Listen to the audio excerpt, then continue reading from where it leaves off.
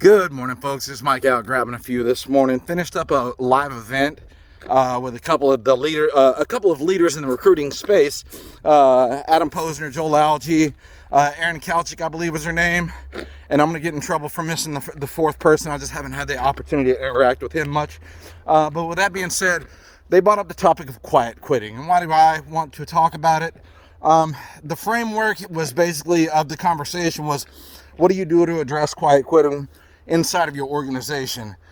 And I want to give my take, which is basically that starts at the hiring process and actually onboarding and all that, and really trying to get to the underlying reason somebody wants to join your organization. And in that guise of thinking, I've been actually reading a book by a friend of mine, an author, Chase Hughes. He's a behavioral expert and helps formulate the strategies for the FBI and CIA interrogation and things.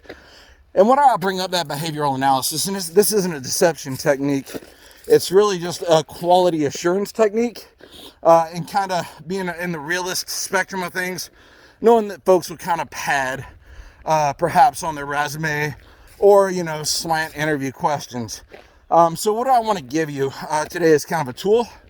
One of the things that I took away from the book that I thought was pretty cool is most folks operate from either an internal or external locus of control. And what does that mean?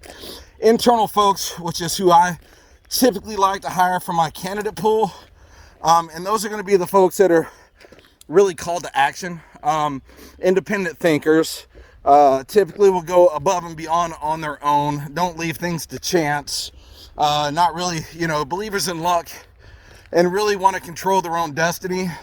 They're more, and the reason I like those folks is they're more able to be self-critical and then learn and evaluate instead of, wanting to blame situations on others. And to me, that has just historically worked out to be the best candidate that can be of the two.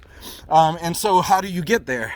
Well, there are different ways you can frame your interview questions to kind of determine their internal or external locus of control and keep it very a-religious, apolitical, asexual, all that other good stuff, and really just get to the intent of who they are to their locus, which is really what's important, because you don't want somebody who's not going to own up to their actions. I don't anyway, and if you want those folks in your organization, like I said, we won't work together anyway. But yeah, so on that, 6-Minute X-Ray is the name of the book. The author is Chase Hughes. Has a great platform, mobile platform for discussion, and they're super open to kind of discussing human behavior. So give that a gander, and just a great all-around dude. All right, Mike out.